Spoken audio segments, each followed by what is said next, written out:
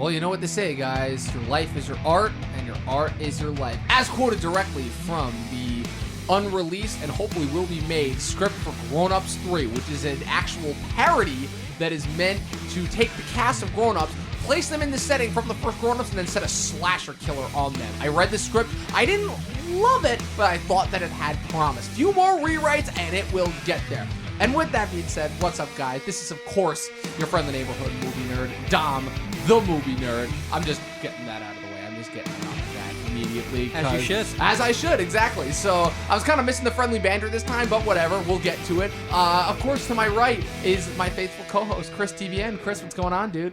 What's going on, man? I guess, fuck it, at this point, I'm the TV nerd, he's the movie nerd. I mean, Dom hasn't, I respect your dedication to branding that nickname on me because I haven't been able to combat it. But like you were talking about things that need rewrites, I just want to jump in off the bat and say, for some reason, Jojo Rabbit came to mind when you were talking about rewrites. I wonder why. And it's ironic because today we're talking about our top 10 movies of 2019, and who do we have as our guest? None other than our good friend, the only Pat Huber. Pat, what's up, dude? Hey, how's it going, guys? I just want to throw out there that Dom's saying that Christian's to his right. You don't have to believe him. There are no visuals for this podcast yet. Not yet, at least. So, I don't know. Pay close attention to what Dom's telling to you and see if he's telling the truth or maybe he's telling some big little lies. Could be lying right to your faces. I see what you did there, and I like it. I see what you did there. Honestly, guys, we got a lot of ground to cover. Yeah, we do. But before we do that, I think Dom had a quick announcement about the show and sort of like what's going to be happening next week with the show and going forward. Yes. Before we jump into everything. Actually, thank you for reminding me. So, fun fact, as you guys know, we have been releasing these episodes every Saturday around noon, and that's been good. It's worked out for us. It's been a good little way for us to kind of, get into it, roll into the podcasting schedule, but we want to take this to the next step, obviously. Granted, any idea, once you actually get it going and rolling and off the ground, you want to expand it, you want to grow it, you want to make it mature to your heart's desire. It's the same thing as when you have a kid, right? Kid starts off small. Obviously, you want it to grow and blossom and bloom into their full potential. About 90% of them don't end up doing that, but the 10% that do that, you want to root for them 100% of the way. Wow. So with that being said, I am officially announcing that the Talkin TV podcast release date is officially changing. We're adopting a little bit of a new recording schedule, a little bit of a new posting schedule.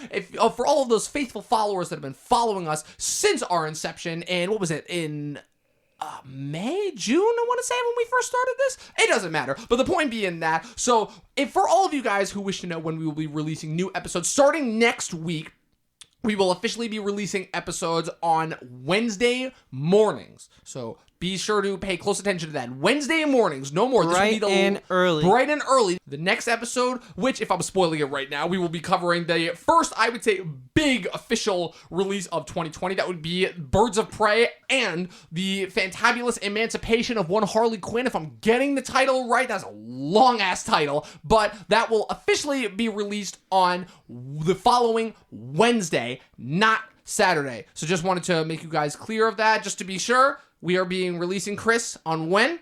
Wednesday, and I'll add earlier than you could ever wake up. Very early. But that's the goal, right? Because most people, when they're listening to podcasts in the morning, they want to listen to it on their drive, their early commutes to work. And also, it not only gives people more time in order to potentially listen to it, but also gives us more time, because we want to give you guys the best possible product that we can give you. And with that being said, without further ado, let's lower the lights. Get into this. Let's start rolling, and let's talk about our top 10 movies of 2019. I'm gonna throw it to our guest first, Pat. Why don't you start us off? Well, before the show, you guys were talking about naming some honorable mentions to the list, and I think a good segue from Dom's story about 90% of children failing to make it. And just being disappointments in general. It's a great place to start because what I'm going to say is, in terms of like tentpole action films, just like the fate of these 90% of children that have a dark fate, I'm going to say that Terminator Dark Fate really was a really solid movie at the box office. And I think in terms of like all the sequels that happened for this movie, like Terminator 1 and Terminator 2 are sort of like iconic action films and push like visual effects in terms of like the liquid Terminator and all this stuff. And I think ever since those, like, we've been making these movies like Terminator 3, 4, whatever, Genesis, and what's another one? The McG one. The Big G one, yeah, which was for Salvation. That's the only way we can describe it. Pretty right? much. Again, not exactly a high bar to hop over. Yeah, these movies have been sort of lackluster, and I would say that Terminator Dark Fate kind of brings it back. It decides to sort of do the J.J. Abrams Star Trek, split timeline thing where it's like, we're just going to dump everything that you've been watching because it's crap, and we're just going to start from the beginning. And really, I think they did a good job. And one of the reasons why I'm really hyped on this is that for an action film, you get what I call the boom booms, and it's just explosion after explosion after explosion, and you get that in Terminator. But I really do think that they decided to do a lot of like writing and set design and all this stuff around sort of like dualism, and sort of showing you like, not only because of the skewed timeline, it's sort of doing these two different worlds and bouncing the old and the new. They also have like the Terminator, right? Our machine metal Terminator sort of working hand in hand with the liquid Terminator. And so dualism is like throughout this movie. And although it might not be the most intellectual use of it, I think visually, for an action film, it really hits the spot. Well said, Pat. Very well said. So now, if we're just rolling through some honorable mentions, I'm not going to take too long on my honorable mentions. I just have 3 that I wanted to rattle off because I think that, again, I could be totally wrong, but I think it's 3 that I know for a fact didn't make mine, we're very close to, but could have potentially made either one of your 2. So I'm just going to roll through them. Number 1 is Dolomite Is My Name, the Craig Brewer directed Rudy Ray Moore biopic starring Eddie Murphy. Again, it's just a vehicle basically for Eddie Murphy to prove, to kind of bring him back into the limelight, and it's from the writers of Ed Wood, and those guys know how to do biopics about kind of washed up people who are still trying to make it in Hollywood. But for me, it was just a really good feel-good movie that I haven't gotten in a very long while. Number 2 is The Beach Bum, Harmony Korine's latest effort, starring Matthew McConaughey as the eponymous Moondog, aka the Beach Bum, and it's kind of like this weird Odyssean-esque, like, deep dive into kind of the American psyche. Again, it's another one of those movies that takes place in Florida. I don't know why A24 has like a fascination with Florida, but for whatever reason, whenever they do a movie that's set there, it's always like super interesting for some reason. And well, actually, and I'm already screwing up my studios because that was Neon, not A24 that did this one. But I don't know, I kind of liked it because it was kind of the inverse of like what American capitalism and an excess kind of gives to you, but in a really super weird and interesting character study that only Harmony Korine would be able to bring to the table. And the last one that I wanted to mention was David Robert Mitchell's Under the Silver Lake, which is again, another little bit of a quest one that follows Andrew Garfield as he undertakes kind of this almost David Lynchian-esque journey in order to find his missing neighbor that takes him into the underbelly of seedy Los Angeles. And I gotta say, for a movie that is probably the most honest depiction of LA that I've ever seen, I really, really enjoyed it. So those are 3 honorable mentions off the top of my head. Also, big shout outs to Her Smell as well. Yeah, so I guess just to get these honorable mentions out of the way, I only have 2 that really I feel are worth talking about on the podcast real quick. The first one being the one that's just outside of my list is Richard Jewell, Clint Eastwood's last movie. I really enjoyed it. It was very good. The character portrayal was awesome. First off, the casting, he looks just like the guy. His cadence, if you look up who the guy actually was, is on point. And overall, it wasn't the most exciting movie, but it did everything it was supposed to do. It had a clear vision and it achieved it. Whether or not it was like super overwhelming or amazing, that's for you to determine because the reviews on that are mixed. But I like a movie that feels thought out and like a complete whole idea. And then my other film, we did a whole episode on it, so I'll just say that Knives Out is one of those movies that was like really fun to watch in the theaters. And so I think because I had a really fun experience watching that movie, that it makes an honorable mention because I go to films first and foremost for entertainment, and when I'm entertained and I have a good night, well, that's something that I stick with because these things aren't cheap, So yeah, Christian, I can sort of agree with Knives Out being on the honorable mentions, and I really enjoyed the film, and I think it's definitely worth watching. I will say that we watched The Gentleman. And I thought that was another fantastic crime movie. And I think if we did this podcast before I watched The Gentleman, Knives Out maybe would have been higher up on the list. Mm-hmm. It's really like those are 2 great movies.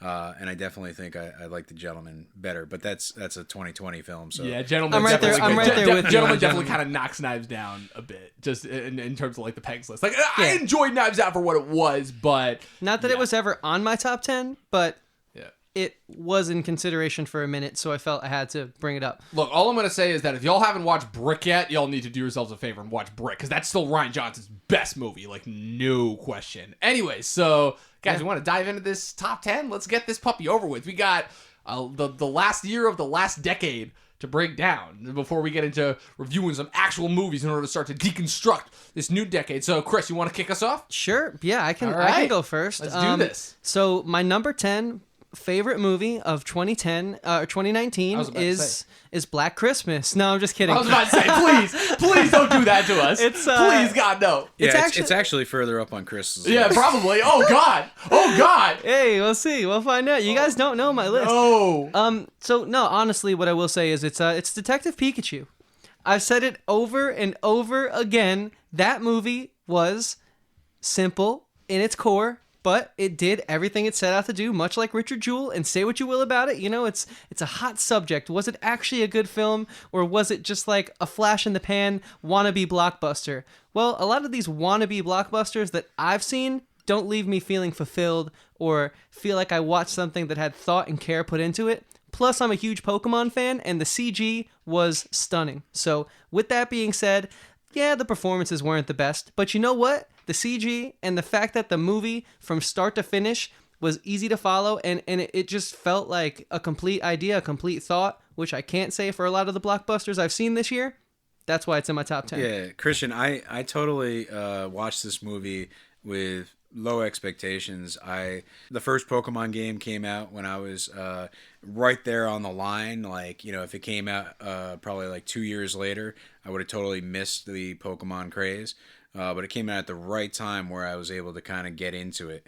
And, you know, besides knowing like someone that did like some voices on some of the Pokemon animated movies, you know, it's always sort of been like, you know, something that has been around as I've gone through, you know, college and high school and like even like just roommates living in Brooklyn. So it's just been around. It's like a pop culture phenomenon. And, you know, I went in there, I'm like, okay, a little bit of the nostalgia got me in this seat. Let's see what they do with it. It better not be something that's tired and like just a rehash of everything that they've been doing as a franchise. And I think they really made a movie out of it and made it enjoyable. And I agree with your idea that the script was a good story that was solid start from finish. And, you know, it's one of those scripts where it's like technique over surprise. Like, you kind of know where they're leading you, and, you know, things just fall into place when they need to fall into place. And, you know, I think you're just along for the ride. Yeah, to bounce off that point, it is definitely one of those movies where, besides having low expectations and obviously being pleasantly surprised, I was just admired by the fact that the video game movies obviously have this big stigma of always sucking, and for obvious reasons, but this was kind of the first movie that showed, not only with video game movies, but also that like the Pokemon property like kind of would have legs that would allow me to continue to be invested in it. And besides the fact that obviously this creator and these writers actually had like some thought that they wanted to put into the story in order to like flesh out the world of Pokemon, I actually was just thoroughly impressed that I was entertained by a Pokemon outing on the big screen that wasn't 100% animated. So yeah, obviously it's not my choice for my top 10, but I'm glad that you have it on there. So yeah, Detective Pikachu, let's give it a shout out. So, over to Pat. Your number 10. I would say my number 10 fits a similar mode to Detective Pikachu in terms of like the screenplay, and it's the art of self-defense. You know, it's one of those movies where I didn't know this existed in 2019 until I started thinking about like what are the best movies, and I'm like, what have I seen? You know, like Terminator Dark Fate and, you know, some other films that are like very tentpole films. And I realized like, oh man, like I haven't really been watching movies or seeking out good movies. I've been watching things here and there. I've been watching a lot of television on the streaming services. I've been hitting up video games like the remake of Resident Evil 2, you know, so I've been doing a lot of other media stuff, plus like doing my own photography and like, just like been busy. And I realized like, oh man, self plug. I didn't. Yeah, of course. At Petra W Huber on Instagram. I'll say it again later on. You're welcome for that. Yeah. So for the most part, I think it's like when you guys invited me on the podcast for Black Christmas, I just like started watching films. And got a reason to watch them again. Yeah, exactly, and trying to watch and catch up, because obviously trying to watch all of 2019's best films in December is kind of a hard thing to do. It's the reason why the Oscars always pick the worst choices for Best Picture. Yeah. So with The Art of Self-Defense, I kind of found this on a poll on just a website, and it was like, hey, out of like these really new directors that are out there, like which one of these is a great movie? Do you remember who directed this movie again off the top of your head? No, I don't remember the director. I would have to look it up, but the main thing is like it's our main character sort of is going out for some dog food, and he gets beat up, and he really doesn't want it to happen again, so he decides to take a martial arts class, and for the most part it's like from start to finish it's just about this sort of like geeky character becoming a man, growing out of like his comfort zone, and really trying to become like the intimidated and turn into the intimidator. And I think, plot point by plot point, they set up the seeds for all the payoffs, and it's just a really tight script. In terms of, it's not like the grandest visual film. It's a pretty decently acted film. It's a somewhat low budget film. So, if you're expecting sort of a tentpole movie like Detective Pikachu or Terminator Dark Fate, you're not going to get that. This is a truly smaller film with a solid story. And, I would, definitely recommend checking it out. How would you say that Alessandro Nivola's performance as the sensei is? I think, the sensei was kind of a strong character. Just like it was very clear that he was strong in his beliefs. And as you go through the movie, you start to see just like where his focus actually is. And at first, you think he's like this authority that can be trusted. And then as time goes on, you start to see this other side, this like darker side. And it just really kind of plays into the narrative of like, hey, you're taking a self-defense class, but you got to defend yourself from your instructor. Yeah, it's kind of breaking down the ideas of where does defense go when you find that those closest to you are often like exemplifying the traits that you're trying to break. So, astute observation. By the way, the director that you were looking for, I just looked it up, is Riley Stearns is the director that you're looking for. So now, I guess bouncing over to me. So, damn, I guess I realized, so we got Detective Pikachu in The Art of Self-Defense. I didn't realize I was going to be the one that had to be the pretentious film bro here. But, so breaking it down, kicking it off, my number 10. You really didn't realize that, though? Yeah, I should have. You should have realized I should have at this point. I really should have. I mean, you. I'm sitting here with a former professor, so I thought I was at the very least safe, but it doesn't look like it. So my number 10 is Gaspar Noé's Climax. This is a movie that I've already talked about ad nauseum, so I'm going to try and save my points and make it as short as possible. The thing that stood out the most to me about this movie, again, group of French dancers stuck in a remote setting within the Alps. They find out halfway through the movie that their punch is laced with LSD, and the entire second half of the movie is like the worst goddamn acid trip that you could have find yourself on. Chris and I talked about it previously on our A24 podcast, and the thing that stood out to me the most, the number one thing that I was taught in film school is learn the rules and then break them. And I find that some of my favorite films, not only for this past year, but for the last couple of years, have been the films that break them. To a point where it's like very noticeable. And the thing that I enjoy so much about Gaspar Noé's style that he takes with this movie is he really doesn't make the film feel like an actual, like, typically structured 3-act movie. It feels much more like an experience and a nightmarish one at that. And I like those types of films that kind of exude those types of feelings, because to me, the best films are the ones that ask the questions that make people too uncomfortable that they will never be willing to ask. mask, because that to me kind of breaks down the barriers of getting people out of their comfort zones, right? Because that's obviously the key to getting people to expand their minds and enter new ideas, obviously keeping us going forward as a species. They're going to be trapped in an isolated setting, going through the worst acid trip of your life. Obviously doesn't necessarily go into those boundaries, but with that being said, I still enjoy just as like an entertainment factor, just as like a different kind of experience. Like, this film is called nihilistic. This film is obviously very depressing. It has easily one of the worst, like, just deaths in general that you've ever seen, and I just freaking loved it. Like, I love those movies that just get those sense of stylization and intrigue from me. So that is my number 10, Climax. Yeah, well said. So I'm just going to jump right into my number 9, because, there's no time like the present. Yeah, right. And this is something that I think that our two characters of this film, if only they would have realized, maybe wouldn't have ended up in the situation they were in. That being said, my number 9 film of the year is Marriage Story. Ooh! Love that movie. You ended up for it, so you caved. You caved.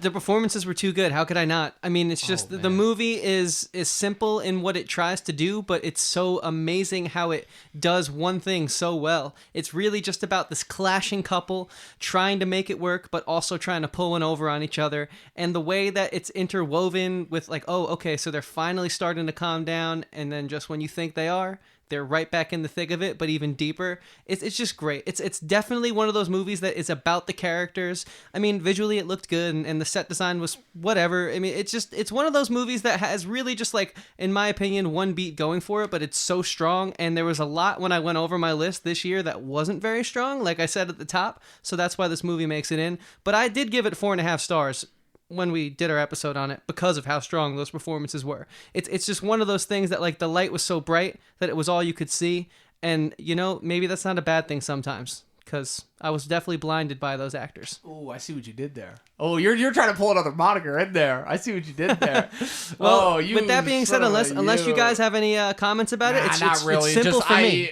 For me, the whole thing about that movie, I said it on our podcast ad nauseum, but it's the whole reason why I think that so many people enjoy that movie is because it's the first Noah Baumbach movie that's really hit the mainstream, and I feel like if people kind of woke up to him in 2010 or even back in 2005, when he had a movie that got nominated for screenplay with The Squid and the Whale, other movies of his like Greenberg, Frances Ha, Margot at the Wedding. I just feel like the only reason why this movie is getting the praise that it is because it's the first Baumbach movie that's getting recognized on a mainstream level. But I think that he's done a lot better movies. Cool.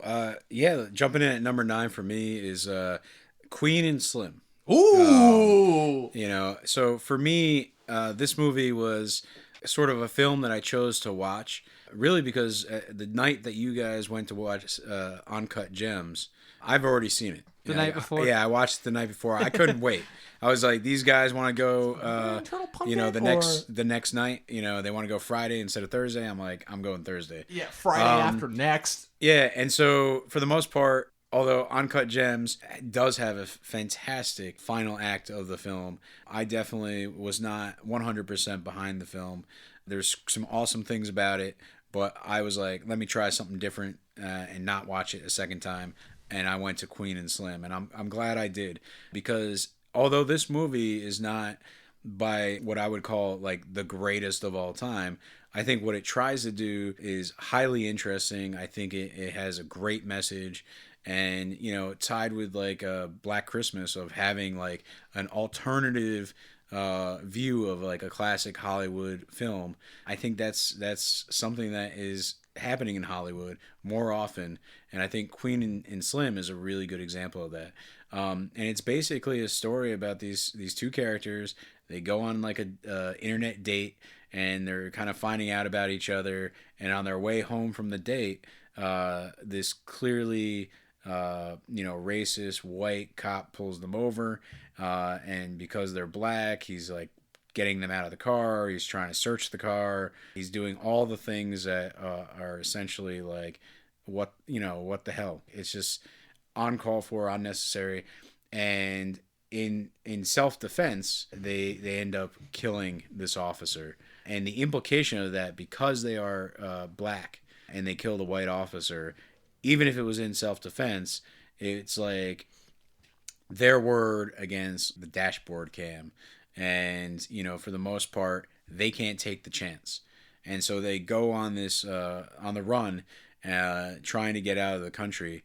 And I think what this movie really does is set up a situation where characters are either behind them or against them, and they don't really know who to trust. And the whole movie is them trying to get to freedom, and not really be put down for what is an injustice to them to begin with.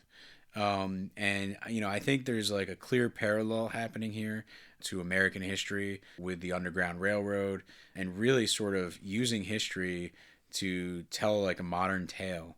And it's although it kind of comes up a little bit short in my opinion, I think just because of like this cool thing that I might be reading into, I think it really is on the cusp of a great idea, and I think it's definitely worthy of being on a top 10 list. Definitely. I'm actually really glad that you brought that up, because that was a movie that I really enjoyed it the first time I watched it, and I feel like I almost kind of was making up excuses for it as to why to bump it down further and further, but that was a movie I had on my top 10 list for a very, very long time.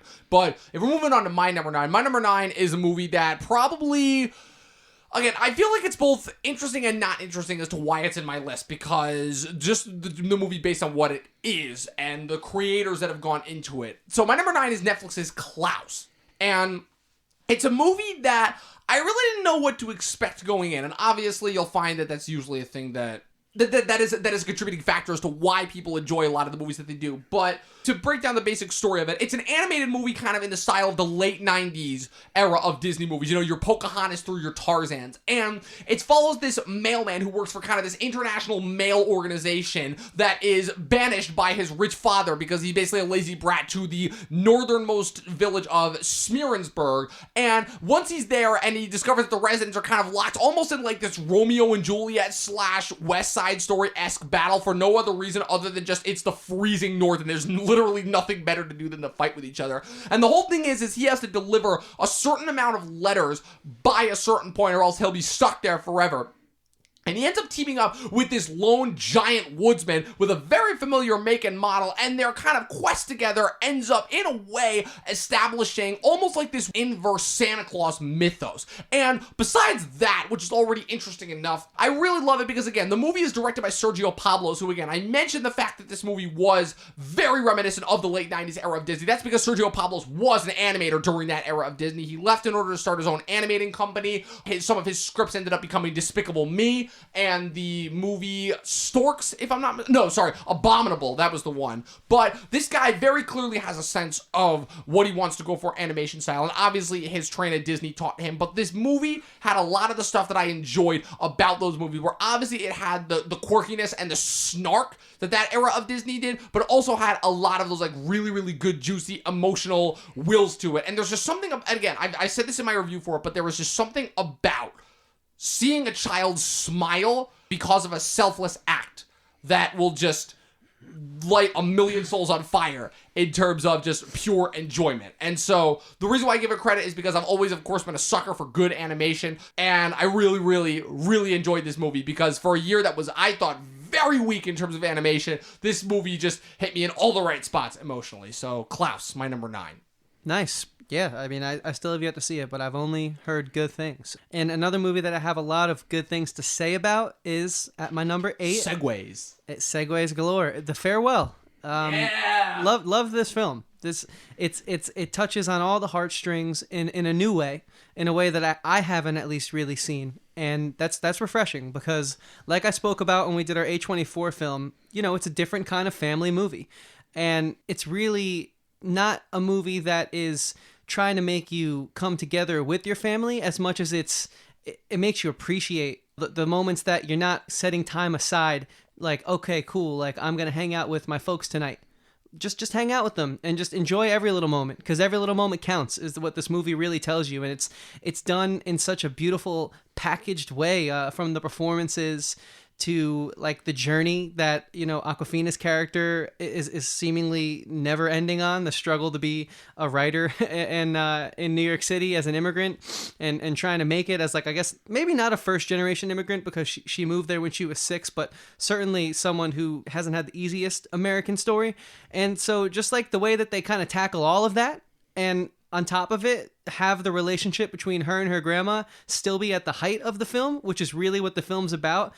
My whole thing of why I picked most of these movies is because they were clear and the message and what they were trying to do came across. And so this movie, I think, not only performed on such a super high level, but then all of the nuances also sort of culminated together to just make, I think, a masterful film. So just go watch it. It's a sad one. I'd rather not give you the summary right now to keep this thing a little lively, but yeah, my number 8 was The Farewell. Very well said. I wish I could have put that in my top 10. I was very, very close to it. It's an absolutely beautiful film, but alas, it only cracked number 12 in honorable mentions. Pat, you're number 8. Yeah, so number 8 for me is going to be Honey Boy. You know, Shia LaBeouf definitely pulls off this great character, playing his own father, and really sort of like putting, I guess, himself, right, his film self, through the trenches here in a really kind of run-down motel, just struggling to make it in Hollywood.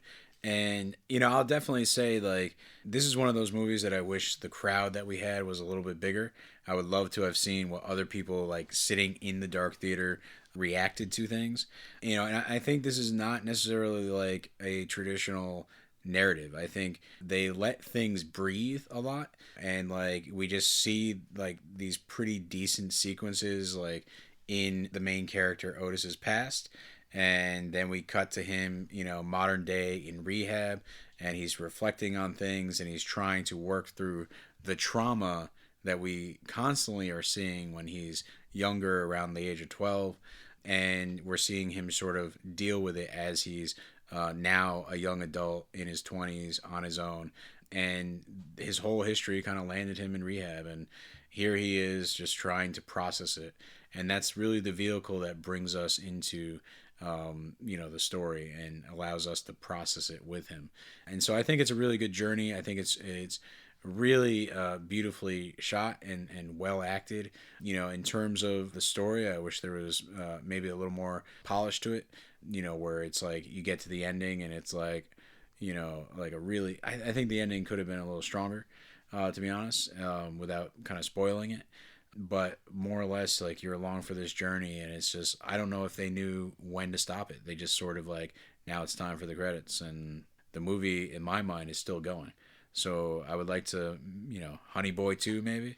Hey man, you might get your wish. I was about to say, no, be careful what you wish for. Right? It's actually funny that you mentioned that, because it's actually a thing that I brought up a lot, and the reason why Honey Boy couldn't crack my top 10 is because I felt like there was a solid half hour of that movie that was missing, where I feel like you need to see, like, for whatever reason, either because like they cut this out of the script or because the director felt like it didn't need to be in the movie, but she clearly felt like the transition from of Noah Jupe going to like where you see Lucas Hedges at the beginning of the movie was just clearly, they felt that just didn't need to be in the movie, and I could not have disagreed with them more. I feel like that's a transition you needed to see. You kind of needed to see Noah Jupe at his lowest in order to finally acknowledge and get the ending with Lucas Hedges that he needed in order to kind of earn that spot where he is in the end. I feel like that's the only part of the movie that they kind of dropped the ball on. But right, and that's why I think it also was high on my list, but just outside of the top 10s for reasons. I had it at 15. I had it at 15, which I think is an honorable spot. Yeah, me too. Oh, really? Wow. Yeah. But so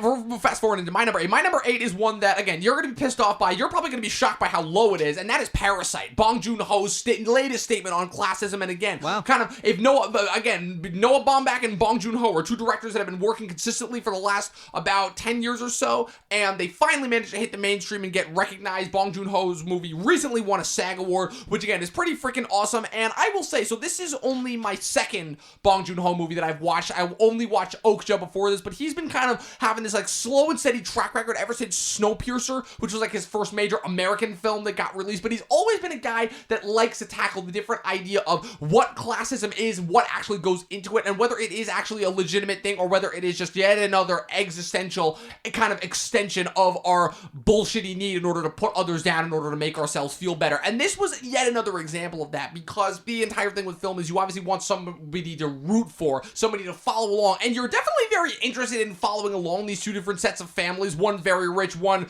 literally dirt poor to the point where they literally have to turn into con artists in order to kind of leech off of this family's wealth. Again, a little bit obvious with the metaphor, I would say, which is probably the only criticism that I would launch against the movie and why I probably have it as low as I do. But again, because the whole thing is you're not really rooting for any one of these guys, but you're just so enraptured by what exactly it is that you're watching. And kind of, it's again, one of those situations that I talked about with the differences between the East and the West, that The Farewell did so well, that this movie does so well, which is where here in the West, we're so concerned with the idea of the American dream that we don't really actually pause to stop and think about what actually goes into it. And this, and the fact that you're getting such a different kind of approach to that, and it kind of makes you take a step back and realize just how difficult that really is. It makes you consider what exactly it is that people are willing to go through in order to get to that. And I mean, again, the only reason why I feel like I have it as low as it does is because the statement that the plot element that I will say that is brought in about the underground bunker with the whole the maid's husband and everything that goes on there, I feel like that's kind of the only part that feels a little bit out of place, because they don't really find, I would say, a convincing way to tie that to the central theme without just having it be like yet another facet of the theme. You know, you still do need those story elements involved. But with that being said, Parasite is without a doubt one of the most compelling films of the year. It deserves all of the praise that it gets, and I really, really enjoyed the hell of it. As my friend Brandon said on our Best of the Decade podcast, it doesn't feel like a typical screenplay. Each minute of that movie just feels like the next natural step as to what these people would do in the situation. Yeah. With that being said, I'm just going to jump right into my number 7 film of the 2019 year. And that is a film that I would put on my life. This is cinema. This is Martin Scorsese's The Irishman. Yeah. And honestly, all I'm going to say about this movie is take your blinders off and go watch it. We did a whole episode on it. There's no reason for me to... Stop complaining about the length, too. There's no reason... Yeah, stop complaining about the length and just watch this film because it's great. Yeah, The Irishman, it didn't make my top 10, but for the most part, like, I woke up and it was on Netflix, and I was like, I got nothing better to do this morning, and I threw it on. And I will say that it's sort of a classic Martin Scorsese film, and, you know, love him or hate him, you know, he's still putting together some good stuff. It definitely, I can go back through the library of stuff that he's done, and, you know, I think this might not be his peak, but I still think he has a few good films raring to go for us as he kind of continues his career. My next movie is going to be Once Upon a Time in Hollywood at number 7. And, you know, it's like, I love Tarantino. You know, it's like most of his movies I'm a fan of. I know some people are a little more selective. I just like the fact that he's a passionate director. He wants to do his own thing and bring his own style to it. I do find that some of his dialogue heavy things could be either a little too much or it could be just right. And I think sometimes he finds that balance and sometimes just goes on and on and on and on. For this particular movie, you know, it's could have been higher on my list. I was with this movie through almost the entire thing. You know, it just gives us like this great period piece of Hollywood, and it just follows two great characters. Obviously, Leonardo DiCaprio is this actor who's reached a certain fame, and he's struggling to sort of like maintain his level of stardom. And then it follows his stuntman, Brad Pitt, as he sort of like works and really is like the best friend of this actor. And they kind of, you know, by the nature of their relationship, one being an employee of the other, they have such a tightly connected life. But at the same time, they're definitely both different sides of the tracks. You know, like Leonardo DiCaprio is in a posh neighborhood living next to Roman Polanski. And then you have Brad Pitt, who has to drive like an hour and a half home where he lives in a trailer, you know, behind a drive-in movie theater. You know, so it's definitely like a tale of two worlds here. But how the two of them sort of have bonded, have been really good friends, and how they just survive living in Hollywood. And I think that's fantastic. It's great. I know the Bruce Lee moment is sort of controversial, but I just think it sort of adds to the myth of Hollywood. And I think that's what Tarantino was going with. And that ending, right? You know, it's this is the story of Charles Manson and Sharon Tate, and you know, Tarantino puts his own unique twist on it. And although I kind of enjoyed the twist and I thought it was outrageous and I thought it was a fun experiment in alternative history, ultimately it fell flat because it just twisted history way too much for my liking. It's like, I'm not by any means someone looking into Charles Manson and reading books about it, but I know enough and have heard enough to know, like, what am I watching here? This ain't the story.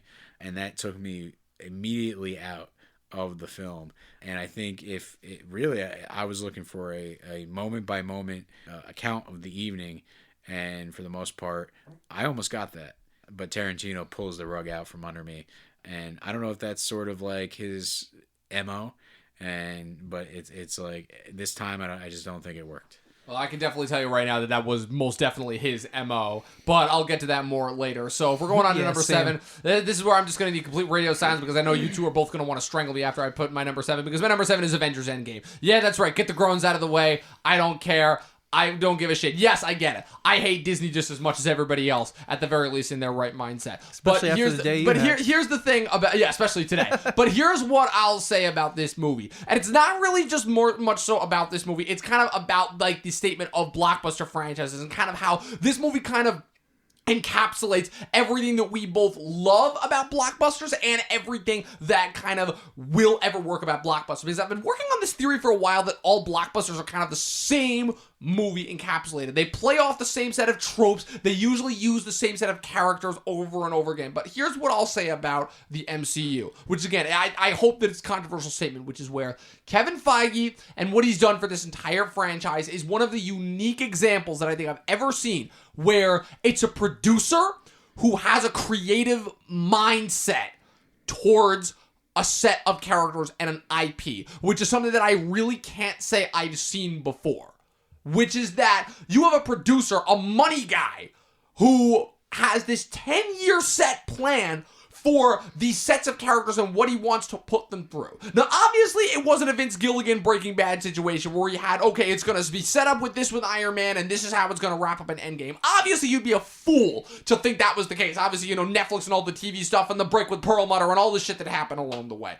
But what I'll say is that coming off of Infinity War, and kind of having to wrap up, obviously, 10 years of filmmaking, storytelling, whatever you want to call it. The thing that I got from this movie, again, the things that I enjoy about movies are emotion and emotional recall. And the thing that I think that Endgame did right, that so many other things didn't, that Game of Thrones didn't do right, that Star Wars didn't do right, is that it took the time and the care to wrap up their characters. Because at the end of the day, Endgame was all about its characters. It was about the original 6 Avengers and getting them into the spot. Yes, yet again, to save the universe yet again. Yes, it was, again, a little bit of a jerk-off for the MCU in terms of kind of just a play-by of its greatest hits. But for my Not money, for kids, Pat. and for what, of course, it's all about the kids, but for my money and for what I got growing up with this franchise, to me, this was my Star Wars. Because if you want to talk about an inconsistent giant blockbuster franchise that had everyone enraptured from minute 1, that was this movie, and that was this goddamn franchise. Avengers Endgame, my number 10. You are not allowed to talk about Star Wars and say how much you enjoyed it and not sound like a total hypocrite compared to this franchise. Boom. Okay, Dom, I'm very interested in this. So, Avengers Endgame, that's what the 90% of children that fail in the world get. Yes. That's their consolation prize. Yes. Okay. Here's the thing. I just want to make sure that I understand Yeah. Oh, 100%. their fates, their dark I never fates. said I wasn't one of those kids. Fair enough, and I thank you for bringing it back to the top of this episode, Pat. That was a nice little... That's called bringing it back, which is so, what most good stand-up comedians do. Yeah, but the last thing I'll say is Endgame is a perfect example of what blockbusters have become in the Disney era and all they're allowed to be because of Disney's little puppeteering and not allowing any sort of creative ingenuity. Blockbusters of yesteryear were 10 times better. Anyways, with that being said, That's right, Dom... and I'm not allowed to like Avengers because I'm here. You made a compelling argument nonetheless. I'm glad that I was able to is what do I was that. going to say. I still like the Avengers movies. And I think the listeners Whatever. know at this point, we're never going to agree on Disney. We're just not. No. And that's what makes our show special. No, that's the thing you keep mistaking. We don't disagree on Disney. What we disagree on is their products that they put out. Because as I've told you time and time again, I'm not going to not like the stuff that I enjoy from them just because it's Disney. True, fair, and that's why I respect what you said about it. Now, with that being said, we're jumping on to the number 6 film, and I'll start off like I have been. My number 6 movie is Parasite. great film. I hate that when you watch movies at home, you have the ability to pause, because this movie was so intense. I was just so consumed by it and just on the edge of my seat the entire time once I realized what was going on here, that I was like, all right, I need to watch this straight through because I have to get it like as if I was in a movie theater. But I was shaking. I was like stressed out watching this movie, and I just was begging for it to be over because of like how crazy of a rush it is your first time seeing it, and I was just fighting back pausing this film. So I think I'll just let that speak to a testament, because the cinematography is awesome and the acting is great, and everyone knows that about this film at this point. So my personal experience is why it ranks this high, because everything else was working for it, but it is just a wild ride. Yeah, it's I haven't seen Parasite yet. I put it off because, you know, basically with The Host and Snowpiercer, definitely the director Bong has not really put forth a movie that I enjoy, but this movie is getting so much praise that I am compelled to catch it in the theater before it goes away, and just try to put aside my previous notions of what he's done and just look at this work for what it might be. Yeah, I was about to say, better watch a Korean movie in the Regal Galleria, because you're never going to get to do that again. Let me know if you want to go see. I would go see it again. I would like the theater experience on this film. That's how much I like it. So let me know. I'll let you know. I was going to try to get it done before this episode because, you know, I've heard so much about it, and, you know, it might have been a game changer to my list. Maybe it will be, but for the podcast. It was to mine. Yeah. It was to mine. It's not on there. And what I will say is, for me, the next movies are really on my list are shaped by personal taste, you know, and I'm going to say the next one, number 6, really matches up with one of my favorite movies of all time, which is Gallipoli. For the most part, I haven't heard of this one. Yeah, Gallipoli is a really old Peter Weir movie that's starring Mel Gibson's in there, and it's essentially about World War One, and, you know, it has to do with really these two Australian runners deciding to go into World War One for the pride of the empire, and they should be Olympic athletes, and instead they go to war and they're taken away from their passion, and it ends up, you know, as they get further and further into the trenches, essentially they have to use their running to try to move commands from one general, right, to lesser rank official to stop the jump into no man's land. Motherfucker, right? You motherfucker! I was really sold there for a second. I'm like, wait, what? Wait, so this sounds pretty familiar. Very familiar to a 2019 Very film. Very familiar. And that's 1917. Oh, you motherfucker! I see what you did there. Well done. Yeah, that was probably like the best setup that we've had so far. So 1917 is pretty much for me a remake of one of my favorite classic films, and it's not exactly the same story. Although, like, it has that same mentality of you are at war, you're at war with people that you love, and you got to go out there and really do some, like, extreme actions, if, you know, to really try to save their lives. And I think Sam Mendes is a fantastic director. Roger Deakins is always a great cinematographer, and I think from start to finish, the movie looks fantastic and opens up on this tree in the distance. And when you see like a beautiful starting image like that, and you're like, well, the tree is just really over yonder, but it is a little bit of a journey to get there.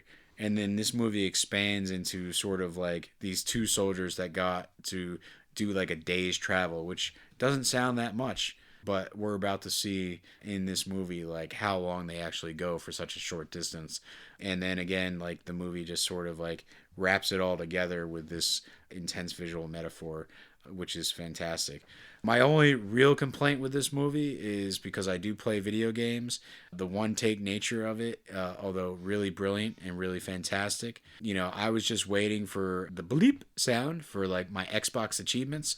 Every time that a scene ends, I'm just like, I feel like I got an achievement for a video game.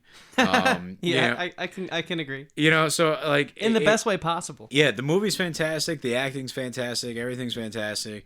I just think because there's so many different forms of media that kind of like it got my mind wandering a little bit, you know, about like, would I rather be playing Call of Duty 1917 or watching it? Because this is a fantastic story. Interesting. And if you added some video game mechanics to it and made it a little interactive, I would have been all down for that as well. That sounds enticing, but as a big gamer, and I might argue to say a little bit more of a gamer than you, Pat, that thought didn't cross my mind, so it's interesting to see the way the film affected you differently than it affected me. Ooh, the crossing swords of the video gamers. Thank God I don't play video games. I don't have any fucking idea what you guys are talking about. So, moving on to my number 6. My number 6 is one that Chris brought up, but failed to elaborate on, so hopefully I'll do a little bit of a better job than him. No offense, Chris, but because my number 6 is Martin Scorsese's The Irishman. It's just another thing where I feel like a thing that I brought up in my YouTube video of my top 10 list is just stupid people's criticisms towards all of these great movies, which is where, again, the thing with Uncut Gems is apparently there were too many people talking, and the thing with Parasite is, oh, we had to read subtitles. Yes, that was an actual thing that people said about Parasite. And the thing with The Irishman, again, the minute that I saw this movie's length, 3.5 hours, I knew that was what people were gonna complain about. But guess what? People watch Endgame 6 times in theaters and fucking 3 seasons of back-to-back Stranger Things. Shut the fuck up. You can watch a 3.5 hour long movie. But yeah, just in terms of the idea of Martin Scorsese, again, it's not his best movie, but the fact that he has come back to the genre in order to tell it from kind of almost like a different way, where for once you actually have him kind of doing a deconstructive gangster piece after, I would say, 2 decades of deconstructive gangster piece, where you almost saw the mob genre kind of go away after the work that The Sopranos did, and you got an incredibly underrated film earlier this decade with Killing Them Softly that kind of tackled that from a different way. But this is the master himself. This is Scorsese, the guy who made the mob genre what it is, kind of tackling and deconstructing the idea of what really is there at the end of the day in the mob genre. What do you reap ultimately? You know, you can tell yourself at the end of the day that you were doing it for the right reasons, but what ultimately is that still going to get you? As you see with Robert De Niro at the end of this movie, just a sad, lonely old man with nobody to talk to except a priest, you know, just living because he just got lucky and outlasted the rest of his guys, you know. It kind of really breaks open the door in terms of exposing that there really is nothing, there is no pot of gold at the end of the rainbow, there is no kind of happy swan song for you, there was only death, ratting out your friends, or just dying alone in a nursing home. And the fact that he all of the best things. And the fact that he kind of went that far for a genre that you know he loves, literally to the point where he has done very few other films outside of this genre, in terms of crafting almost like this kind of perfect quintessential love triangle between 3 titans of acting. The only problem that I really have with this movie is the CG effects, but even that in a way kind of works in this movie's favor, because in terms of, there's never once 1 minute in this movie where you feel like you're not watching old men. The only part that really doesn't work is when they're supposed to be playing, you know, 20 and 30-year-olds, because I'm sorry, 50-year-old De Niro does not look like 20-year-old De Niro. But that's only because you show me that YouTube video where they did it so much better. With the deepfakes. Than like the Hollywood with the deepfakes, CG. which again, Netflix clearly doesn't know how to use deepfakes yet. Okay. Yeah. But yeah, it's just the fact that you have the master of this type of genre going so deconstructive with it really goes to show that this movie is not just another gangster movie, kind of to add to the massive echelon that we have of the genre. So that's why it's my number 6. Yeah, and I just need everyone to know what I said about that film was carefully crafted. It's something that I think you need to see for yourself, because you watching a 3.5 hour movie is doing so much more for movies than you could ever imagine. And also, it's kind of just like, if you enjoy movies, it's your due diligence to watch the new Scorsese film. So make up your own opinion about it. And this next movie I have a pretty pinpointed opinion on, as I watched it 4 times this past year because I loved it that much. It's the movie I watched the most amount of times. It's David Robert Mitchell's Under the Silver Lake. Silver Lake, yes! I mean, look, I get it. We'll start off with what I know is wrong about this movie, and then I'll tell you why I like it so much. So aside from it being a deeply protruded, flawed character that you just shouldn't like, but you love and feel bad about the fact that you love him, that's the first moral compass thing that's off about this film. But aside from that, yeah, maybe the screenplay's a little thin.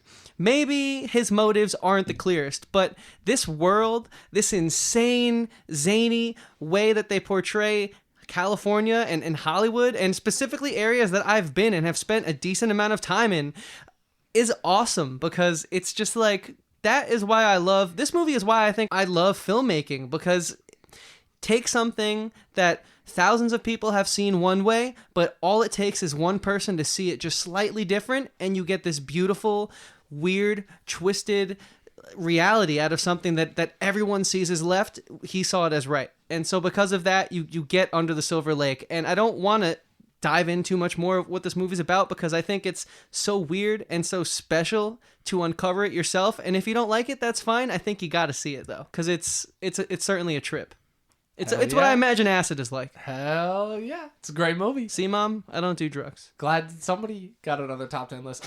I really wish I could have. So yeah, David Robert Mitchell's Under the Silver Lake. Go and see it. I feel like if this movie had come out last year when it was supposed to, it most definitely would have made my top 10. But last year was a lot more underwhelming than this year, to say the least. Pat, you're number 5. I should also mention we're into the top 5 now. We've officially crossed the echelon, crossed the Rubicon, if you will. Yeah, I'm going to start off number 5 by saying, although Danny Torrance did not say, "I'll be back," he's back. He's back, bitches! In Dr. Sleep, the illy timed, like 30-year-old sequel Very illy timed. to The Shining. Did this movie come out when it did? Why did they release this movie in November? Yeah, I think it's very interesting that The Shining, which is sort of a very iconic movie by Stanley Kubrick, a little controversy between like Kubrick's take on the story and Stephen King, the authors.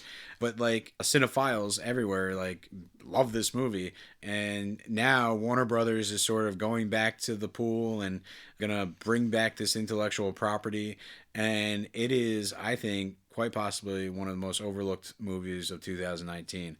It's fantastic, beautifully shot, beautifully put together. Ewan McGregor is fantastic as Danny Torrance. Grown up, you know, this trauma that happened at a hotel basically forced him to sort of fall into the same traps that his father did, become an alcoholic, and you know, this is all about recovery. And the metaphor for what really was Stephen King's experience, you know, as a young man and writer going through alcoholism, it is all there and all kind of like really beautifully portrayed on the screen. And Rebecca Ferguson as like a bad guy, really going outside of the roles that she's normally in to really be like this creepy ringleader of another type of spiritual demon, you know, it is just really surprising. And overall, I would say go ahead and rent this one or go see it wherever you can, because, you know, if you like The Shining, even if you haven't seen it, I think this one will stand on its own. It's just a really fantastic thrill ride. I'm actually really glad that you brought that up, because the funny story about that, so Pat and I were actually in the same theater when we watched this movie, but we didn't even realize that we were, and we both came out, we both kind of had the same opinion on it, which is where we were both very pleasantly surprised. Where I would say between this and Queen and Slim, those were the two movies that like really, really surprised me, where I wasn't really expecting much from them, and then I got a lot more stuff of substance than I really, really expected. I would definitely warn the audience, like, they do some flashbacks, which includes, you know, sort of scenes slightly after the original Shining, and they have to basically use stand-in actors. But I think they do a very good job of that. And honestly, with the amount of CG younger actors, especially with my last example that we've seen done poorly, I actually prefer the stance and the position that this film took when it came to portraying that. Yeah, I totally agree with you. It might throw you off a little bit like it did me, but for the most part, stick with it. You know, it's like they just had to do it. It all makes sense, and the movie is a great movie. Really enjoyed it. So you talked about the actual sequel to The Shining. I'm talking about kind of a spiritual successor to The Shining, although not really, because it kind of tackles it from a different stance. The Shining is all more so about like kind of dealing with your inner demons. This movie is dealing with that, but also dealing with the ideas of mythology and period. With my number 5 choice, Chris, you're probably going to have this a lot higher. This is another movie that we watched this together. That would be Robert Eggers' The Lighthouse. This is a movie that you could tell just from the trailers that this was going to be another banger from A24, but the thing that probably I admired the most about this movie is, again, two guys just stranded alone in an isolated setting. Again, the thing that I feel like cinephiles gravitated towards The Shining the most towards The Shining was because it wasn't really kind of this banging, flashing, needing to stick something in your face every 30 seconds kind of a thing. It was just a very slowly paced, kind of dredged out experiment in terms of really examining what the human mind goes through when it's trapped in this isolated setting. Because it's one of those things that we're all kind of aware of, but we don't really want to talk about until we're actually put in that scenario. And this movie takes that idea and blows it up to 11. But taking that idea and mixing that with kind of what Robert Eggers kind of made his mark with the idea of period piece superstitions, and really exposing that. Obviously, this time he's taking the era of the 1600s-esque pirate mentality and mixing that with some old school like Greek mythology, mixing it in there for good measure. It's just a really, really awesome and fun little exercise in kind of stretching out suspense. And it's also unintentionally one of the funniest movies of the year, because who knew that Willem Dafoe farting would be like just in a black and white period movie would be one of the most interesting facets of 2019. But yeah, I wouldn't exactly call this a horror movie, because it's not one of those movies that you go to be scared at, but it's just like a thriller. Kind of. It's one of those movies. Psychological thriller. Yeah, it's kind of one of those movies you just go to in order to just like figure out what is going on and then not really get any answers for. The performances are incredible, the cinematography, the set design, every like craft technique that goes into it. This movie is the pinnacle of that, if you want to talk about that. My number 5, The Lighthouse. So that last sentence you just said about your number 5 film, I want to apply to my number 4 film. So this is an A24 film, and it is a film that I thought was amazing because, like your number 4 film did, it really painted... Number 5. Yeah, your number 5 film, it really painted isolation in a new light, where it showed that like that could just be one of the most fearful things, and you don't really need other elements. Just throw a bunch of people on, a plot of land that is cut off from society, and just let them go at it. And for me, that movie is Midsommar. No, I'm just kidding. It's The Lighthouse. It's The Lighthouse. It wouldn't be Midsommar. Midsommar was great for the off-camera jokes. You almost had me. You almost had me. That clearly, I actually thought you were going to go for climax for a second there. I was like, no way. You could say that about A24 a lot. You're right. You know what? Yeah. I would say Midsommar had a great, fantastic opening, like 40 minutes. And if it continued... you go 40, I go 10. If it continued that trend, it might have been right around this area on the list. I go 15, but I'm with you more to 10, yeah. So anyways, The Lighthouse was phenomenal. Willem Dafoe got snubbed. I said it when we did the A24 conversation. No question. I'll say it again. I'll say it until the day I die. I could care less about award shows, and even something about the way I feel about award shows, the payola from the studios and with the Grammys, the record labels, to get their movies and their artists represented. We know it's all bullshit, but even still, I feel slighted because that was such a performance, and it's just like... Is there anything truly good in the world if we can't have this? Like, if we can't have Willem Dafoe at least being like, just get the fuck out of here. The Lighthouse is a great film. You gotta see it. Dom, you just talked it up. I don't want to spoil what you said, so yeah, it's a great movie. Of course it's my number 4 film. I feel like if you want to talk about award show ceremonies, though, you should vote on the Morgan J. Freeman Awards. The award nominations are out right now, and right now we're on a hot track to becoming better than the Oscars right now. But more on that later. Pat, that's my award show. You're number 4. Number 4 for me is, strangely enough, another Brad Pitt film. I guess he's my top actor on this list so far. Ad Astra. This is, to me, a fantastic sort of sci-fi story. Brad Pitt is the son of a famed astronaut that really pushed the boundaries of sending mankind, humankind, I guess, further into space than it's ever been before. And his father's played by Tommy Lee Jones. So the casting here is fantastic.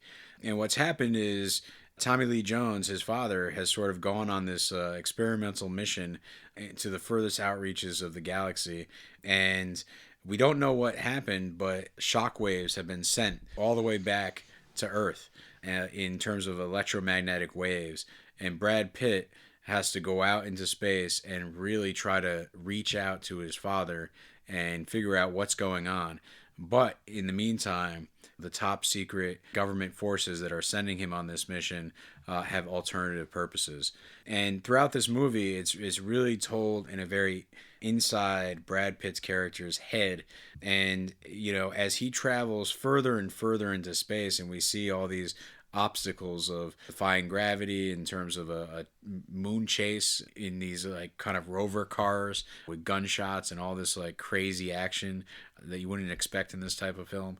As he keeps going further and further from like the moon to Mars to, the middle of nowhere space, it really ties in with this voiceover and these like conversations with his psychological exam, which he's in a private room talking to a AI, artificial intelligence algorithm, and we really get further and further into the psyche of his character and like what the trauma of who his father was did to him. And ultimately, when he finally reaches his destination, we really see him struggling with the core of his character, and that struggle really becomes reality as he struggles in the deepest reaches of space. And so I think it's a fantastically written script. I've heard other critics really compare it to sort of Hearts of Darkness, the Joseph Conrad novel, which was the basis of what's the quote? Apocalypse Now? Yeah, Apocalypse Now. I don't even know why I can't. Oh, wow. I was about to say, that was a big oof yeah, there. Well, it just escaped me for a moment. But I think... Where'd we get this guy? Yeah, right? so... like he's a professor or something. Yeah, I guess I know what my homework is to revisit this film. But I really do think this is a really well-devised story. Love it or hate it, I think it's one of the more interesting films of the year. And it really takes its pace. It really grinds. And going to like my attention span back in the movie 1917, I think it really, in our experience when in the theater, attention span is really hard to maintain with the modern audience. I think you're seeing some brilliance on the screen in front of you, but people are just waiting and waiting and waiting for something to happen. And this movie really takes its time, and going to Chris's point about The Irishman, where it's like, do yourself a favor and sort of sit through a 3.5 hour film and experience it. I really think this is one of those movies where you need to sit down and experience it and really understand the emotional power of film that this movie displays. It's why I went back and watched it a second time, because even as I fell asleep the first time I watched that movie, I knew it was going to be something special. And it was very, very close to making it to my top 10. But again, there were too many fucking good movies this year. There were too many goddamn movies this year. But in terms of talking about attention spans, I'm glad that you actually brought that up, because that kind of almost is a segue into my number 4 film, because we talk about attention spans all the time. And it's safe to say that obviously with the increased amount of social media and technology in our lives, attention spans are only going lower. And it does make me extremely worried about future generations and what exactly their even shorter, more rapid attention spans will encompass. But in terms of just kind of having a little bit of shock value introduced every minute, this is a movie that, number one, obviously gets you into the shock value element of it right off the bat. But it's a movie, what I like about this movie is because it kind of deconstructs something that I have hated about shock value for a long time, which is where the thing that I don't like that a lot of creators do is that they go for shock just for shock value's sake in order to kind of wake people up out of their stupor when they know that they've kind of just got a long, drawn-out story and they just need to wake their audiences up from something. But what Taika Waititi does with Jojo Rabbit is not only kind of shock you in a way that is like, oh, wait, I didn't really think about that, with his presentation of this little kid growing up in Nazi Germany and kind of having like a reawakening, almost like a crisis of faith, when he discovers that his mom, played by Scarlett Johansson, is hiding a Jew in their attic, which throws his entire worldview into question. But it shocks you in the way that kind of makes you understand, oh, wait, this is not the way that the world needs to be. And again, it kind of speaks to me what film is supposed to do and the power of film, which is that it's supposed to kind of wake you up and make you understand other points of view. And no matter how accustomed you become to thinking a certain way, you always need to be woken up. Because contrary to popular belief, human beings do not get smarter. They do not become more enlightened as they get older. Whoever came up with that myth is a big fat liar. Human brains, they become very settled in a certain way of thinking. And that is why I would argue that film is essential, because without kind of those introductions and those different means of understanding different points of view, because that really is the only way that you see different points of view. That's the power of film. You place yourself in the shoes of the main character or characters that you're following along their respective journeys, and through that you get to understand the respective other path. Now, obviously, I'm not saying that you should ever try to understand the Nazis, but that's not what this film is trying to go for. This film is trying to make you understand what would it be like as a little kid basically growing up in Axis-controlled territory, where you've literally grown up your entire life thinking that this one sect of people are the enemy for no other reason other than the fact of that is just the agenda, the propaganda of the day. And then you, as to quote Chris, as you've talked about so many times, wake up, smell the roses, and realize, oh, wait, these are actually people. And again, they're just like us. And again, that's a really easy kind of contra to fall back on, but it really does kind of go for what we as human beings should strive for every single day. And again, something that Taika talked about a lot when he talked about this movie is what better way to get that across than as a satire. Because if there's one thing that breaks boundaries better than anything else, it's humor. And I laughed my ass off at this movie. And just, again, kind of to wrap up my points, just kind of breaking down the idea of what it would be, what it's like to experience something from a child's perspective, kind of that innocence. It almost kind of makes the satire end up making this film kind of feel like more like an actual film experience. Because the thing about satire and comedy is that it's most of the time just chalked up to kind of just like not being taken seriously because it's just something to kind of turn your brain off and laugh at. But this is the first comedy that I've seen in a while that actually strives to make you think. And again, tackling that from a child's perspective is probably one of the best ways to do that. So Jojo Rabbit, that's my number 4. Nice, well said, Dom. That being said, we're moving into the top 3. We're almost at the end of the road here, fellas, and I'm very excited to kick it off with my number 3 movie of 2019. That is Uncut Gems. I love this film. I think that, you know, I guess my top 2 movies revolve around snubs and great performances. And now because of Adam Sandler getting snubbed for this epic performance, he's threatening to put out his worst movie of all time. So again, Oscars, go fuck yourselves, because this is what you do to us. Now we're going to get some bullshit, just go with it number 2. And no one wants that. When we could have had more amazing... I thought Just Go With It was one of the good ones. Yeah, if that's good, then what does that say? You know what I mean? I thought it was one of the better ones too, but like, you know what I'm trying to say? Yeah, I get it. But honestly, all jokes aside, this movie is awesome. It felt like a heart attack, and I never want to have a heart attack because watching this movie was intense enough. I mean, everything about it worked for me. It's a formula we've seen before, some sleazeball who gets in over his head, and how does he get out of it? Well, you know, you watch the movie, you'll find out. It's great. It's a ride. The cast that supports him is just as good as his performance, especially like the use of children in this film. They kind of don't get in the way in a pretty messy and like I'd say like sticky story. And celebrities acting sometimes is a bit of a scare. But you know what? They did good. They all did good in this film, and it came together in a way that I really like. So with that being said, yeah, Uncut Gems, easily my number 3 film of the year. Yeah, I could definitely go in and debate some finer points here.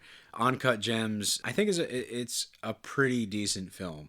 And I think it really starts off murky and sort of like going off in some weird directions and really not really painting the full picture that I would have liked in terms of a setup. But I think it pays off in the end. And that's why, you know, for me, it was sort of in the honorable mention categories because it is a fun film to watch. But again, like, I just really wanted to get into this world, and I felt like I was sort of only allowed to see certain things, and other things were never really came across to me that I was hoping to get a little more details on. So again, on Uncut Gems 2, you know, you think it's possible? I hope Don't not. say it. Don't say it. Don't say it, or else it'll become a thing. I hope it's A24's highest grossing movie. Just don't underestimate them. Yeah, just because you didn't like the movie, Pat, doesn't mean you got to try to ruin it for the rest of us. It's true. Apparently, I just need sequels to help me better enjoy the movie. Oh, man. That's a whole nother podcast right there in and of itself. But anyways, Pat, what's your number 2 movie of this decade? 3. Oh, 3. Yeah, Sorry. I'm still on 3. Yeah. So what I will say, my number 3 movie, and I've recommended this until I was blue in the face to both of you. I don't know if you've seen it yet, but it's the beautifully shot The Last Black Man in San Francisco. This thing is a real good lesson in cinematography, composed of a lot of wide shots, the characters really interacting with the city, San Francisco, and to really sum it up, I'll just read the description off IMDb. A young man searches for home in a changing city that seems to have left him behind. And, you know, I think, you know, this whole premise of just being like young, growing up in this area your whole life, and obviously people moving in, people moving out, prices changing, all this like dynamic of how a city changes. You know, this movie asks the question, and literally one of the characters asks it, how can you hate a city if you've never loved it?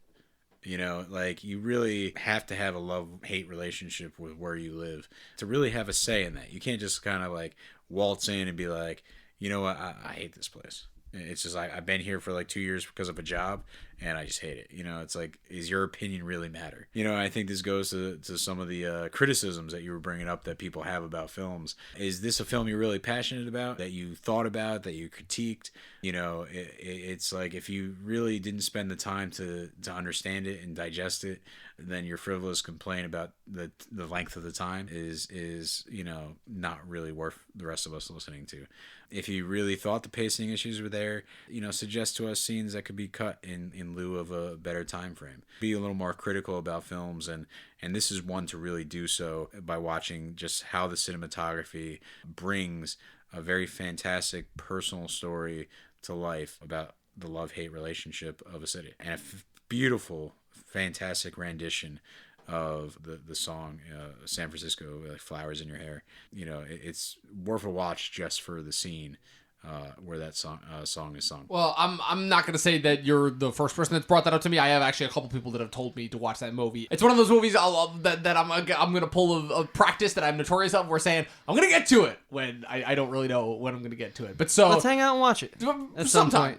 Yeah. So I guess moving on to my top three. So my top three are movies that for the most part have pretty much been talked about at some point by both of you. So I'm just gonna kind of skirt through and talk about them as fast as I can. So my number 3 is 1917 from Sam Mendes. Again, because just kind of, if I'm going to pull some shameless plugs again, one of 2 movies that are in my top 3 that I got to see early. I saw this at an early screening in November, and I'm very, very glad that I did. So I guess in terms of contributing something that hasn't already been talked about, the idea of following these 2 men on this one journey, kind of very simple point A to point E, video game-esque structure, the whole one-take thing that has become notable, obviously. The thing that I hate, again, that people just want to chalk up really good filmmaking techniques to gimmicks, and which, again, it's not, but whatever. The thing that I'll give this movie, and another choice that is in my top 10 that I will get to, is that this movie sows tension unlike anything that I've ever seen, why I feel like the one-shot technique complements this setting and this type of a story so well is because you're following these 2 guys.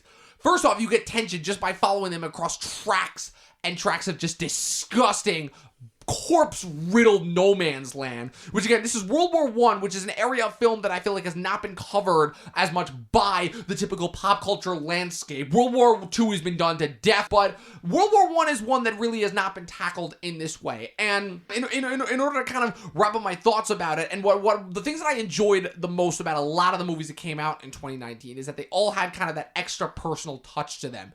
And the thing that I didn't realize at first when I saw Sam Mendes was doing a World War I movie is that there was a little bit of a personal touch to it, because besides this being the first screenplay that he's written for one of his movies, is that this was a movie that he based off of stories that his grandfather told him, because his grandfather was one of these courier runners during World War I.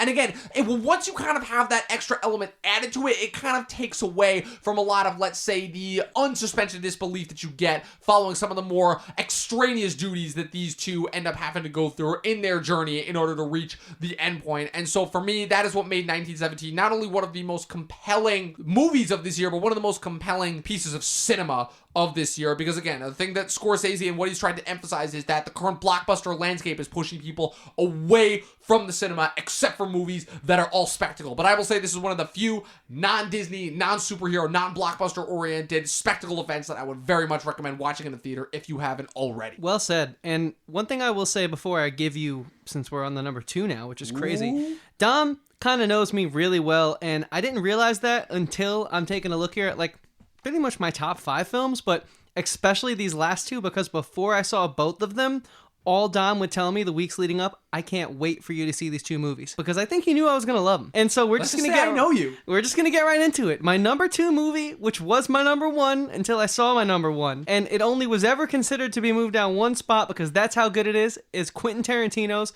Once Upon a Time in Hollywood. If Brad Pitt doesn't win the Oscar, then I'm really done with everything. No question. Because at this point, what is good and holy if we can't respect good acting when it comes? And it doesn't come that often. I mean, I guess it doesn't come that often anymore, not in front of a green screen. That's why I really, really enjoyed this movie, because I didn't grow up, obviously, in the 60s, but I felt like I did watching this film. It felt like I was in the summer of love, and it was awesome because I romanticize that time. I love that culture. I love bands like The Doors and the Beatles and Jimi Hendrix, and to see the real rock and roll spirit embodied in a film was something I haven't really seen before. And it's funny because I've watched a lot of music movies, and not even those films sort of touched upon like the true character of what it must have been in Hollywood in that time. And so it was nice to see. Like I wasn't watching a movie, I was teleported to a place. And so that's why this film ranks as high as it does on my list. And we could talk about the spectacle of it and the screenplay, but so many people have done that by now. So I just feel like the most honest way for me to tell you guys why it is my number 2 in a year that I think was pretty kick-ass for movies is because I didn't feel like I was watching a film. It was like some Star Trek beam me up Scotty shit. I was teleported to a whole nother place. And so, yeah, that's my number 2 film. Yeah, again, pretty solid film. Totally agree with you. Obviously, for me, like, you know, the top films on my list, I think are the ones that really made me think, right? Ad Astra made me think. The Last Black Man in San Francisco really made me think about just like visual quality. And at number 2, I believe it's up for Best Documentary, is Honeyland.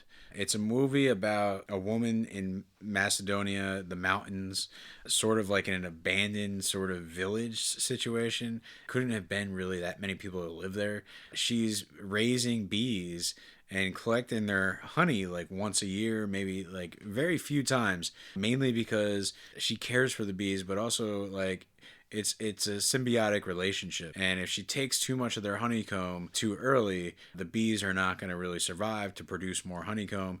And so she cares and she knows what it takes, and she's built this whole thing of like taking care of the bees, getting enough honeycomb, going to market, selling it, and then bringing the money back and surviving. And we see this throughout the documentary of her really taking care of her older mother, who's definitely getting towards the end of her lifetime. And there's like all these personal conversations about, you know, the mother saying, you don't have to sit here and take care of me. Like, you should go out into the world.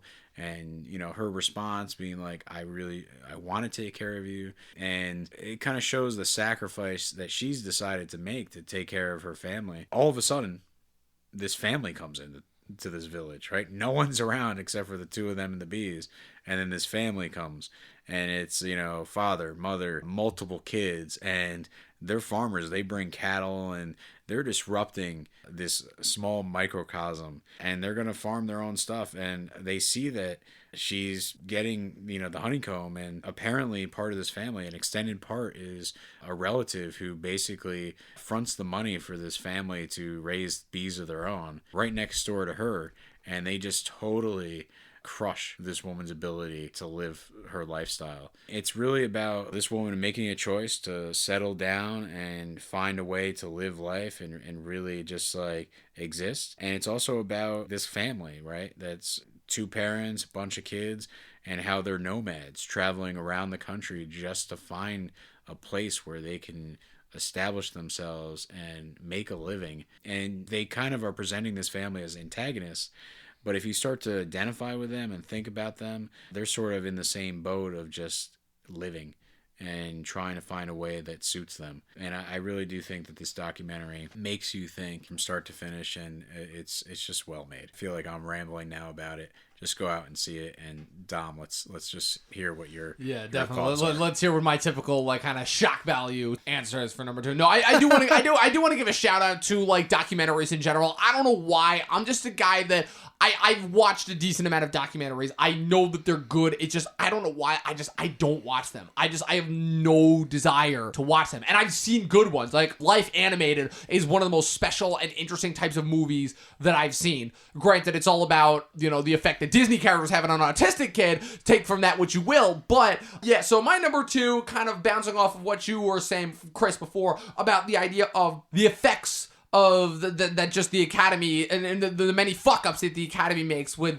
snubbing one Adam Sandler, particularly because my number 2 is Uncut Gems. Again, I'm not going to talk too much about this movie. So this was another movie that I saw early, and kind of taking aside everything that the Safdies do that I find brilliant about this movie, the screenplay, the cinematography, the score, the set design, just everything. The thing that stood out to me the most about this movie, and why I truly feel that this is Adam Sandler's best performance, because we've all known that Adam Sandler's always been a capable actor. His dramas are not a mistake. You know, his Punch Drunk Loves, his Reign Over Me's, his funny peoples, his Meyerowitz stories, to name a few. But the thing that I got the most about this movie, and why I feel like, this performance, I should say, and why I feel like it helps make this movie to be as compelling as it is, outside of the outstanding filmmaking that goes into it, is that he's kind of up on the line himself, in that he's done so many of these comedies that he's gotten himself to a position where people are just automatically willing to write him off as soon as they see one of his movies. You talk about, again, we've all talked about his vast amount of shitty comedy after shitty comedy after shitty comedy. And we can't blame him. The guy has obviously found himself in a stance where he can make money and he knows which of his stuff will get views. There's the reason why Netflix keeps giving him projects, because that's the shit that gets viewed. But in a way, kind of his desperation and kind of his one last shot at getting taken seriously as an actor really fuels the desperation that is felt by the character that he plays in this movie, Howard Ratner, as he finds himself again in a situation that we've been in before, just constant like that, right on the edge of the line, trying to get everything done before the forces of nature just crash in and take over him. Kind of literally the Murphy's Law of movies, where everything that possibly can go wrong will go wrong. But to me, very similar to my last entry into this list, it is a brilliant exercise in tension and constantly building and building and building and building until the inevitable fucking heart stop that is the final shot of this movie. And it is all carried by the Safdie's brilliant direction. Like, when they talked about this movie at their introduction at the New York Film Festival screening that I went to, they talked about how they put a piece of each one of their earlier films into this. And this film really, without having seen any of their previous films, this film really did feel like a capitulation of kind of like a body of work almost, rather than one continuous effort. And it really helped to make this like just a brilliant effort and just an outstanding movie overall, where you start this movie and it doesn't stop until the very end. So my number 2, Uncut Gems, and Adam Sandler's unequivocally, to me, the best performance of the year. Well said. Well said. And with that being said, this is it. We're at our final. We're finally almost done. Thank you guys for listening so far. And in the spirit of trying to wrap this up quickly, I've been trying to sit here and think about what you guys haven't said about this film yet that I can say. And so what I can say about 1917 is, for me, I haven't served. And the thought of that terrifies me, because I have no idea what it takes to serve your country. But just that thought alone, I know I'm not cut out for it, and so I respect anyone who has, and anyone who has even like considered it. God, it must be a perilous journey, and if this film is anything like what serving is, well then I wouldn't do anyone any good out there, because the things that they go through are so terrifying, and to think that this is real and based off of a real story is even more terrifying. And the fact that I'm still thinking about this movie on a daily basis since we saw it almost a little over a month ago, and just the way it's making me feel so fortunate and thankful for the life I've been able to live because of people like these soldiers who have come before me. Like, wow, this film resonated with me, is I guess what I'm trying to say, on such a level that like made me question like my own mortality and sort of like the life I've gotten to live because of what others before me have done. So again, I think it's a film that can take you to a new train of thought, a new level of thought in your mind, or to a new place that deserves to be at the top of lists like these. And no other film this year really made me sort of question my own mortality and really be thankful for what I have and what I'm allowed to do, like make a podcast because of people who have literally put their lives on the line. You take these things for granted until someone slaps you in the face and says, yeah, like, you didn't get this for free. So, yeah, 1917. You're the only guy that I know. You are the only guy that I know that could somehow make a comparison between a war and and how that contributes to people making a podcast. Hey, man, thank you. I appreciate it. And that's what this movie made me feel, is appreciation. So, yeah, I appreciate this film. 1917 was a phenomenal movie. Pat, what is your number 1 film of 2019? Well, Christian, I think I agree with you. You got to fight for your right to party, or oh my god, you did not just fucking say that. Right? Or let, you did not just fucking say that. Or let those that serve do. Right? God. Bad joke. I'm sorry. I just totally. It's all good. There's a time and a place for Beastie Boys references, Pat. I also, the other joke and not to diminish people that serve. It's just, I guess the segue, right? A funny segue into my number 1 pick. I was gonna say pretty much like I'm all about the sequel to World War I. one because my number one pick is Jojo Rabbit. And wow. Listen, like, my number one pick was going to be between Honeyland and The Last Black Man in San Francisco because I really love those films. You know, and maybe my variety of the major top Oscar nominated films, I haven't seen them yet. You know, I'm working on it. I'm going to definitely check out a few more. But from the second this movie started to the second it ended, I was all in. You know, satire is something that's out of the ordinary. It's not a traditional film, and I feel like this one was really telling us and really on point for the message the whole time. And I think I forgive a lot of the filmmaking decisions that might have been in this movie that might have taken other people out of it. But for the most part, I feel like the clear-cut message of following JoJo, a 10-year-old who essentially has his whole life followed these beliefs instilled by the Nazi Party, and the fact that he's forced into a situation where now he has to become a man, the man of the household, and really kind of grow up and learn that life is not to be lived how you're told, but it's to figure out how to live life on your own terms. And I think that's the struggle that we all go through. And I really think that that's what this film was pointing out. And it was using World War II, you know, and I never thought I would see a World War II film that moved me again, because that, like, has been said on this podcast thus far, we've seen a lot of World War II movies. And I was pleasantly surprised that that backdrop really was well utilized.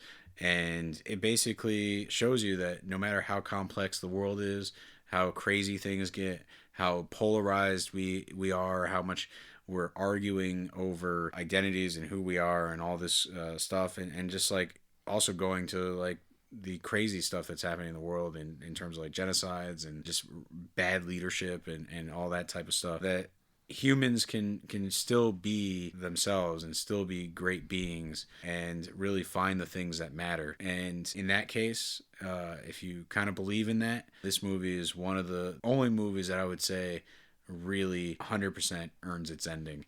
And, you know, it's one of those things where you're like, you know, it's coming, you know, this is how they're going to end it. And you're just like, bring it on. You're like Dwayne "The Rock" Johnson, you know, bring it. And they do. And it's just like, I loved every moment of it. It really is a beautiful movie, and I was striving to make arguments and put it higher on my list because I really, really, really did enjoy this movie for all those same reasons. I've kind of developed this kind of running trend with my cousin where we just randomly watch Taika Waititi movies together, and she loves them every single time.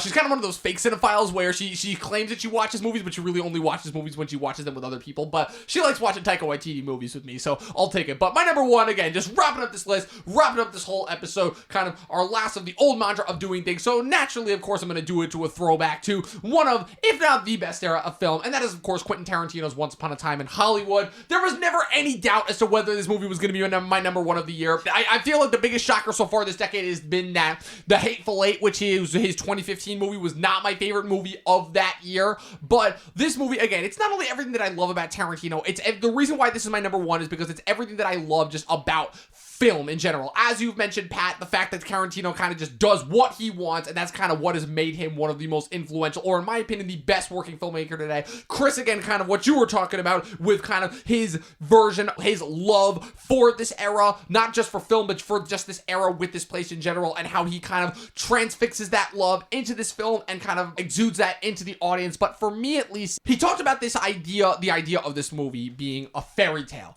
And it's one of the few movies that I saw this year. I would say the other one is Jojo Rabbit, where it kind of does have that fairy tale quality to it, but not in the sense of like kind of the wistful, like kind of bashful thinking in terms of like, oh, life is, you know, what you will, and the world kind of like doesn't exist and influence its characters in any way. It does, and it makes that very apparent at every single twist and turn of this movie, is that obviously we think of Hollywood as this very distant and kind of over fantasized, over dramatized, kind of like fairy tale heaven-esque landscape. And this movie, even though it presents that on the surface, it still does have that underlying sense of terror and dread. And I really, really like this film managed to toe the line between kind of those two different eras. In terms of comparing this to the rest of Quentin Tarantino's filmography, I feel like this is a much more tighter version of Inglourious Basterds, just in terms of visiting the revisionist history. Obviously, again, I feel like if you're a student of history, Tarantino has proved now twice that he is not the person to watch if you want to see like an actual factual telling of history. But what I like about what he did with this movie, in terms of wrapping it up again, it's a point that that I first heard brought up by my other film professor from Oswego when I watched it with him, and it's a point that Tarantino has brought up multiple times, which is we're just talking about Sharon Tate in general, how the revisionist history, I feel like, kind of benefits this movie, whereas it doesn't necessarily do a lot for Inglourious Basterds. With Inglourious Basterds, everybody would love to see the version of history where Hitler dies, obviously. And the only kind of satisfaction that you get is seeing him kind of destroyed just as ridiculously as he does. But kind of the ridiculous over-the-top nature in which it happens almost kind of takes away from the ultimate ending that movie has. But what I like about the revisionist history that he pulls is that here, again, it plays into this idea of that it is both simultaneously his most subtle and over-the-top effort, in that he kind of just takes this character, this real life person from history, Sharon Tate, and gives her the life that was ultimately robbed of her. And it seemed like such a small, inconvenient, and trivial matter, but when you really think about it, how much, like, would you just want to go back and I kind of give just one person who really kind of, for lack of a better word, did nothing wrong and was just living her life and kind of let her live the life that she was meant to? Obviously, with the Helter Skelter kids and everything that happens there, yeah, it's another one of Tarantino's bombastic, over-the-top, ridiculous third acts. It worked for some people, it didn't for others. For me, it personally did. But yeah, for all of those reasons I listed, that is why Quentin Tarantino's Once Upon a Time in Hollywood is my number one favorite movie of the year of 2019. It's not my favorite of the decade, but that wraps up the decade. And, oh man, we've been here a while. Yeah. We've been here a fucking while. But with that being said, Chris, we did it. We've done a couple top 10s now, but this is our top 10 best movies of 2019. Again, for how many more years are we going to have top 10 worthy of top 10 lists? 12 years, baby. 12 years, That's the baby. life cycle of this podcast. 12 years. You got us for the next 12 years. Longer than Friends, not quite as long as It's Always Sunny or The Simpsons. So with that being said, every January will look like this. Every January will be a culmination of top 10s, A24 as long as they stay good, and just having a good old time and really just longer episodes and just enjoying the year that has just passed. Which again is always kind of the goal and the focus. Christian, you just said as long as A24 stays good. I think the audience would love to hear the top 10 from A24, even if they went bad. Yeah, good point. Right? Who are we kidding? You know, who are we kidding? Well, then fuck it. A24 stays in the mix in January. They're A24 regardless. If they're still around and making, whatever it is, pulpy trash, like, we want you to review it. Okay, well, for the next 12 years, you got me. Now, Pat, thank you again so much. Every time we call you up to be on this podcast, you answer the call and you bring it. You deliver some dynamite. So before we wrap it up on our end, Pat, where can people find you? What can they look forward in this new decade, this new year from you? So yeah, Instagram at Patrick W. Huber, Huber. For the most part, I've been experimenting with kind of a new form of photography that I haven't really done before, and that's food photography. It's a fun thing to do. I have sort of done a couple of cool things, and I think I'm going to experiment, and I think I'll be ready to start sharing some really good food pics that don't look like my nasty diner lunch that you normally see on social media. I think these are going to be more of a work of art. Nice. So with that being said, look forward to hashtag food porn stapled all across Pat's Instagram feed. I'm gonna keep it G-rated, so All right, man, that's a popular hashtag. You're cheating yourself with some views there, but hey, you do you. Pat, you now, suck the before we get out of here, you? you guys know where to find me. That is at Christian Evanko. All one culminating thing across all social media. There's no spaces, no weird letters, just my name. Don't wear it out. With that being said, because this was such a long episode, I'm going to swing it over to Dom. Dom's going to tell you where to find the podcast. He's going to tell you where to find himself. And then, of course, as always, he has a very, very important message that we love leaving you with here on Talkin TV. Wait, stick all the pressure on me now. But you can find us anywhere where there is to listen to good podcasts, at Talkin TV or at Talkin TV podcast on both Facebook and Instagram in terms of where you can actually find us in order to listen to us. We are, of course, on Anchor, the distribution service that goes to Spotify, Apple Podcasts, Stitcher, Radio Public, Pocket Casts, Google Play, and many more. Holy shit, I actually got all of them. You got them all. In one go. Awesome. What are the actual odds that? No, but seriously, follow at Talkin TV Podcast across all platforms. We would very much like to increase our subscription count. But just in general, thank you again to all the people who keep coming back to listen to us. All those faithful people over and over again. And that's where you can find me. You can find me on YouTube, Facebook, and Instagram at Movie Nerd Reviews, all one word. And Chris, if there's nothing else that you have to say, I guess the only thing that I have left to say to our audience is, watch more fucking movies, people. We out.